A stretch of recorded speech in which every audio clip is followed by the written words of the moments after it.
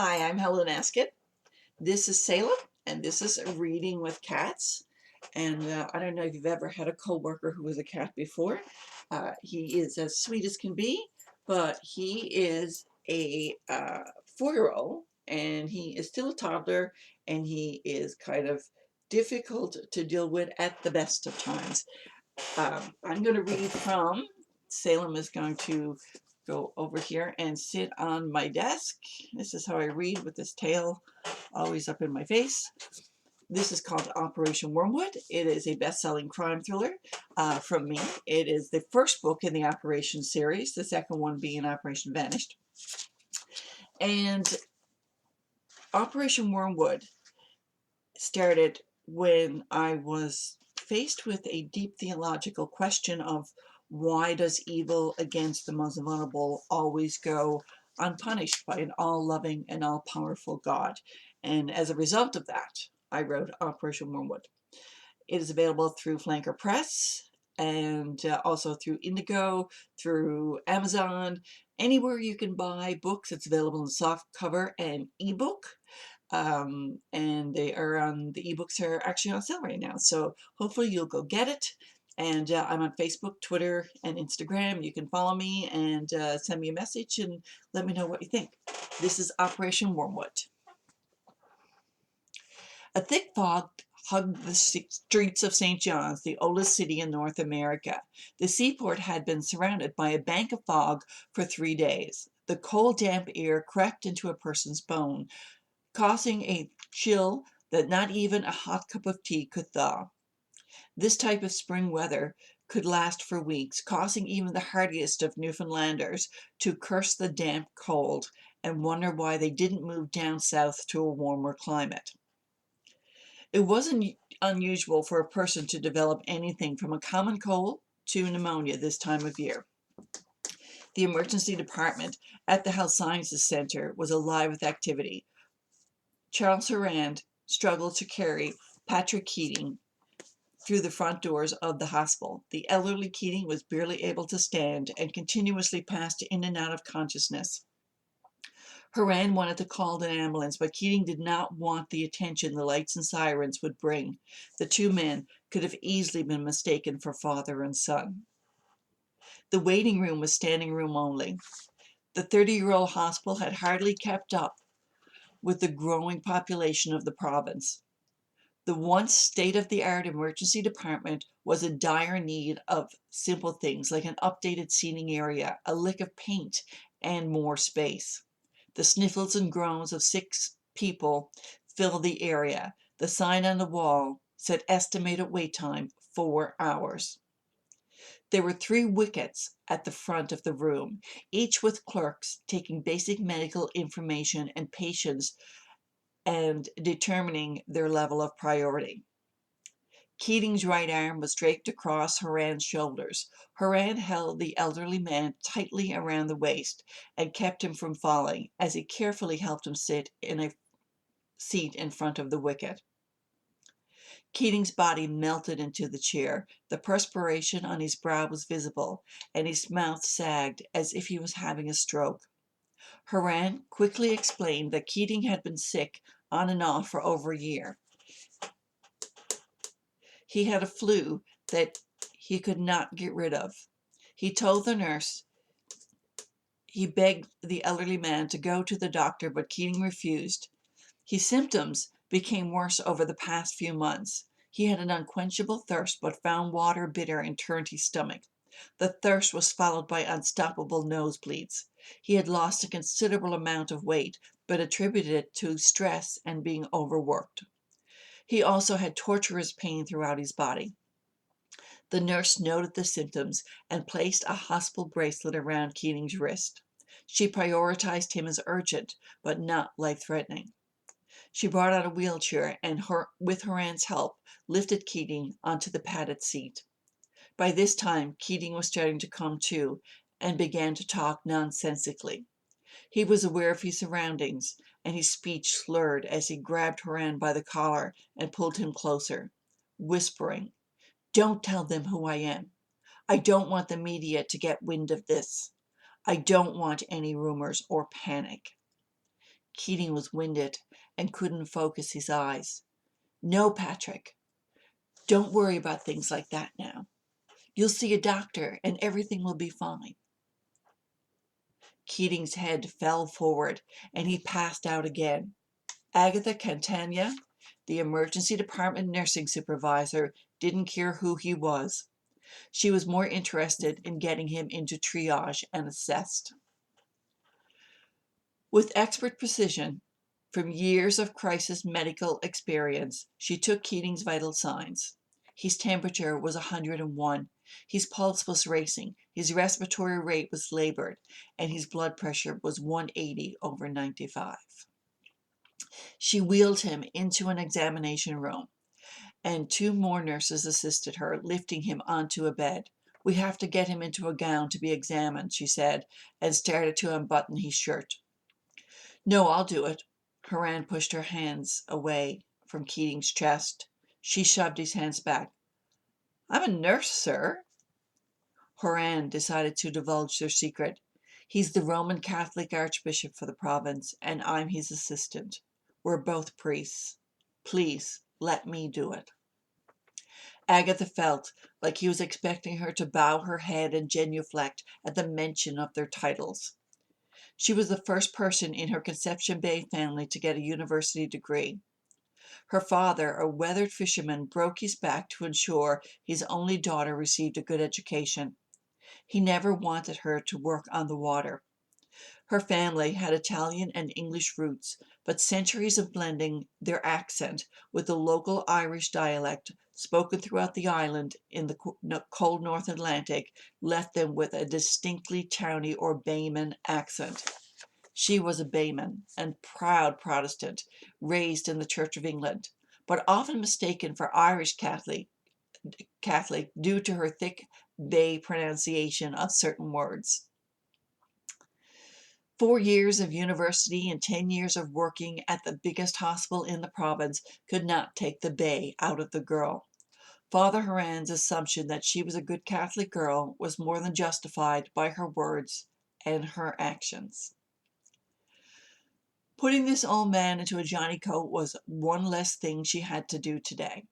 She moved back to allow Haran to unbutton the shirt. "I'm sorry, go ahead. The doctor will be in shortly." She walked out of the room, allowing the two men their privacy. By the time Dr. Luke Gillespie entered the examination room, Haran had the Archbishop in his medical gown and a blanket pulled up to his chest. He was mopping his supervisor's brow with a cold face cloth. "Your friend has quite the nasty flu from the looks of it," the doctor surmised while reading the vitals from a clipboard. "For some time now," Haran informed him. "Well, let's have a look." Gillespie took his stethoscope from around his neck and began to listen to Keating's heart and lungs. "How long has he been sick?" he asked as he took the stethoscope out of his ears. "He's had the flu on and off for over a year now. He just can't shake it," Haran said. "It started getting worse a couple of months ago. He was tired all the time, and he'd lost a considerable amount of weight, maybe 25 pounds. In such a short period. He had fevers on and off and diarrhea." Gillespie folded his arms and pondered his patient's predicament. "How old is he?" "Oh, he'll be 60 in a month. One more thing," Haran added. "He has this incredible thirst for water, but every time he drinks it, he throws it up, saying it's bitter and vile." Haran's face showed concern and fear. "He also has uncontrollable nosebleeds. He can bleed for hours. I've never seen anything like it. And he complains constantly of being in pain. Sometimes the pain is so bad, he cries, which is so unlike him." Dr. Gillespie could sense his attachment to this man. Gillespie tilted the Archbishop's head back until his mouth opened and placed a tongue depressor inside. He shone a small penlight into his patient's mouth. He was alarmed to see white spots and a thick coating on his tongue. The doctor threw the tongue depressor in the garbage bin and felt Keating's lymph nodes in his neck and armpits. They were enlarged. The Archbishop began to come to and broke into a heavy cough. His throat was dry. He could not catch his breath, and his head fell forward. Horan put his arm under the Archbishop's shoulder and lifted him to open his airways. Without notice, the Archbishop broke into a harder cough that came from the pit of his stomach. Suddenly, blood spewed from his nose, splattering his chest. He coughed again, and the blood flew through the air. Gillespie instinctively jumped back, but the projectile blood splattered all over him, dotting the top of his scrubs. Keating slid back into a trance. The front of his hospital gown was soaked in blood. Horan propped up the pillows as the doctor laid him back down. I keep him elevated when he's like this, so he doesn't choke on his own blood. Horan stared at the doctor, hoping for an answer. Nurse Catania, followed by 2 other nurses, ran into the room, ready to take direction. I want everyone who comes in here to be wearing latex gloves, masks, and gowns, ordered Dr. Gillespie. He's quarantined as of right now. The 3 nurses left and headed toward the supply cabinet to get suited up. Father Horan was shaking. Does he really need to be quarantined? It's standard procedure when staff is exposed to blood. You'll have to go to the waiting room. The doctor pointed towards the door. Is he going to be all right? I have to notify some people of his situation. Horan took note of the concern on Gillespie's face. Call whoever you need. We're going to run some tests now. Dr. Gillespie felt a sense of panic come over him. He quickly scrubbed the blood off his hands and checked in the mirror to see if any had landed on his face. It was clean. Thank God for that, he whispered to himself. Nurse Catania returned, covered in a mask and gown. Are you all right? What is it? The look on the doctor's face stopped her in her tracks. Gillespie hesitated. I'm okay. I'm thinking of a few possible causes. I can't be sure till I get the tests back. He looked at the patient who was unconscious in the bed. I'll write up a requisition for blood and urinalysis. Make sure no one else comes into this room and keep yourself covered. Do you think it's another wave of something like SARS? Agatha knew she'd have a mountain of paperwork if it was. Several causes were running through his head. I'm not sure, but I think it's more serious than the flu. Gillespie looked at the chart again. Who is he? His name and face are familiar. Are you Catholic? Agatha asked. He looked at her like he didn't understand what language she was speaking. I was born Catholic, but I haven't practiced in a long time. He's the Catholic Archbishop for the province. The other guy is his assistant. I haven't been to church in a long time. He wouldn't be familiar to me, maybe to my mother. He added as an afterthought. Gillespie shrugged. I don't know who he is. He's a patient to me. Money and power are no good to anyone in a hospital bed. It took a few hours to get the x-rays back. Dr. Gillespie stood in the emergency room office examining the test results and looking at the Archbishop's results displayed upon the wall when Nurse Catania approached him. What does this show? She stood next to him looking at the screen. Gillespie shook his head. I don't know. I've never seen anything like this before. Nurse Catania picked up the paperwork from his desk and read the results. He has an infection. Well, that's obvious. My gut told me to test for AIDS or HIV, he confessed. Agatha looked at him with a smirk on her face. Really? He looked away from the x-rays. The white spots on his tongue and the swollen lymph nodes in his neck and armpits gave me concern. I have to go with my gut. Agatha laid the paperwork back down. What about a disease similar to SARS? No, tests are clean for that too. As a matter of fact, according to all these tests, he's as healthy as a horse. I thought for sure it was going to be something like tuberculosis, but his lungs are clear. Luke was thinking out loud. I'm at a loss. I'm really at a loss. I just checked on him before coming in here. He's still unconscious and he hasn't had another bleeding episode yet. So what now? Gillespie was running symptoms and diseases through his mind like a computer searching for information. He's not fitting into any one disease. It seems like he has bits and pieces of several diseases. A thought popped into his head. Does his chart say anything about him being a hemophiliac? I don't think so. I'll check. Agatha left the room and returned a few minutes later with the Archbishop's chart. No, nothing about any type of bleeding disorder. Do you want me to test him? Yeah, maybe we'll find a clue there. Agatha returned to the main nursing station and retrieved the needle and rubber tourniquet to take blood from the Archbishop. The nurse at the counter informed her that Father Charles Horan was in the waiting room and wanted to speak to somebody.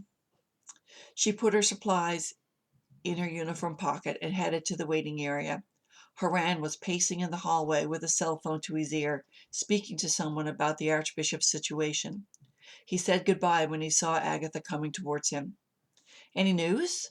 He was anxious, and his hands were shaking as he tried to put the cell phone into the holster on his belt.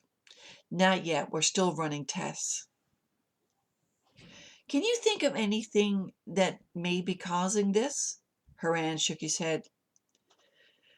He was always healthy and active up until about a year ago. He caught the flu and couldn't shake it. He would often complain of pain, saying he thought every nerve in his body was on fire. He shoved his hands in his pants pockets and looked worried toward the ceiling.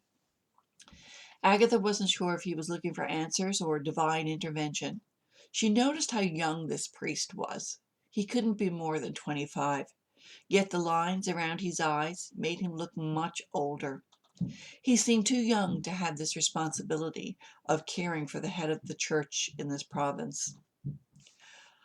I've seen similar symptoms in other priests, but not as severe as the Archbishop's, Horan confessed. You told us when you came in that no one else around him had these symptoms, the nurse reminded him. Not as severe as his. The rector is old. It's not unusual to hear people complaining about the cold and damp in the rooms. It's easy to catch a flu there, but no one has ever been as violently ill as the Archbishop. Father Horan loved the historic structure of the rectory, but knew it had to be brought up to code in many areas.